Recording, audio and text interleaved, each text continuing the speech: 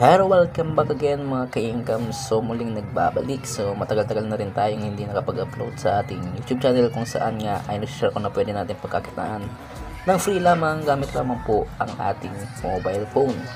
So ngayon nagbabalik ako and then may share naman ako sa inyo dahil nga may nakita naman akong free mining lang na kung saan nga kikita tayo free lang. And kaya nga share ko sa inyo dahil nga may 450 GHS silang binibigay na free dito upang makapagmina tayo ng free Bitcoin, which is nga yung GHS is yan po yung ating bilis ng pagmimina dito ng free lang. So kung gusto nyo makuha yan na 450 GHS ng free lang, ay kailangan nyo lang click tong start mining. Ayan, start mining, and then makukuha nyo nga yung 450 GHS na yan. So click nyo lang start mining, and then dito nga kayo mag-create ng account. So kailangan nyo lang fill upan yung username, email, and then password. Syempre confirm nyo yung inyong password, and then check this I'm a human, and then create and get bonus 4.5 USD, which is nga yan yung 450 GHS. So $4 USD po ang inyong pwedeng makuha dito, free lang po yon. And then once na may account kayo dito, syempre ang gagawin nyo lang is mag-login nang sa ganun ngayon makapag-mina kayo ng libre lamang. So maglalagin ako dito dahil nga meron akong account dito, and then papakita ko yung interface ng kanilang website. At ito na nga mga ka-income. So nakapag-login na tayo dito sa rexy.cc. So ito ang ating dashboard. So as you can see, ito agad ang bubungan sa inyo once na sign in kayo dito sa kanilang website. So as you can see, ito yung ating minimina. So napili ko is si Bitcoin dahil nga ay tumataas pa rin si Bitcoin as of now, and then siya talagang gusto kong imina dito. And then kung nasa inyo naman yan, kung anong decision nyo dito, as free lang po tayo. So click nyo lang to kung gusto nyo i-100%. So click nyo 100%, and then okay ito. Nang sa gano'n nga ay masagad nyo yung 450 GHS ninyo. And then kung gusto nyo naman TRX or Tron, nasa inyo na yan kung gusto nyo i-mina to. So click nyo lang 100%. So magmimina na po yan automatically. Even offline ay working po yan, and then wala na po kayong gagawin kundi babalikan nyo, and then sisilipin nyo once na na-reach nyo na yung minimum withdrawal dito.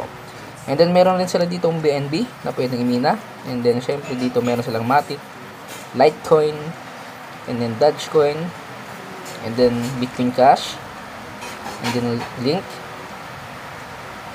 And then meron pa sila ditong ETH, which is Ethereum, and then ETC, and then DAT, and then Shiba Inu. Marami pang iba dito. Ayan, USDT meron rin, XRP. Nasa inyo na po yan. Kung gusto nyo re-invest yung inyong namin dito, why not? Pwede naman po yan i-re-invest. Nasa ganun nga ay mapabilis ang inyong pagmimina dito. So click nyo lang tong reinvest, and then nga mag-reinvest yung inyong namina dito, and then pwede nyo ulit magmina kayo dito. So kung click lang natin reinvest, kunyari ganyan, may 214 ano tayo, Satoshi. Click natin reinvest, success. So may dumagdag sa ating GHS nun. Ayan, so nagsimula ulit. So ayan, zero balance na yung ating Bitcoin. So babaan lang natin. So gusto natin USDT yung i-mina dito. Palitan natin USDT. Mas gusto ko tong i-mina dahil mababa lang siguro dito ang minimum withdrawal sa USDT. Yan, 100% natin. So ayan, nagmimina na po yung ating USDT. And then titingnan natin yung kanilang minimum withdrawal dito. So kung gusto nyo sumali sa kanilang Telegram, meron naman silang Telegram channel, Twitter, and then Facebook. So dyan po kayo, and then may support sila, contact support. And then tingnan natin yung minimum withdrawal nila dito. So withdraw, click natin withdraw.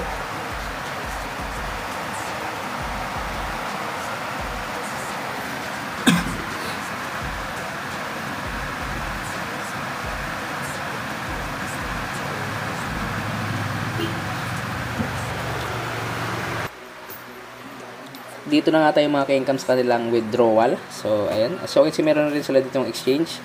Kung gusto nyo exchange yung inyong minina ditong Bitcoin, ayan. Kung gusto nyo USDT exchange nyo, ay may convert po yan. So, nagpalit tayo ng USDT minimina. So, punta tayo dun sa ating USDT. Titingnan natin ang minimum withdrawal ng USDT. wait lang. Nasaan na siya?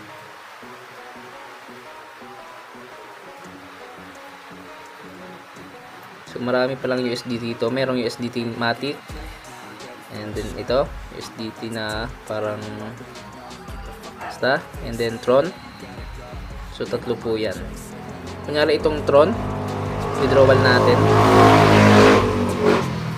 So withdraw amount natin kunyari 10.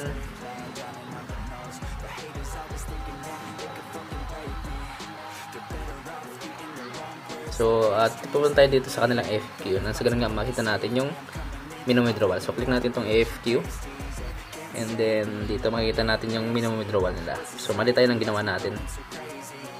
Ayan, what is the minimum withdrawal amount? Click lang natin yan. So, kasi dito na yung bubungan. Yung Bitcoin is 0.0008 lang po. So, which is good pala yung Bitcoin umina. And then, yung USDT is 10 USDT. So, mas na may 10 USDT na kayo is pwede nyo nang ma-payout yung USDT nyo. And then, ito. Yung Matic is 12 lang. And then, yung DOT is 1.2. Yung Shiba is 850,000 Shiba. And then, marami pang iba. Mababa lang yung minimum withdrawal dito. Which is good. Tulad ng Bitcoin, hindi siya kataasan.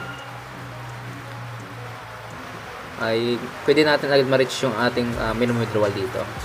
So, USDT yung minain ko. So, 10 USDT ang hihintay natin. Nang sa ganun nga ay makapag-payout tayo dito sa kanilang platform. As you can see, yung minimina natin is USDT. Tingnan natin dito sa USDT. So, ayan po yung ating minimina dito.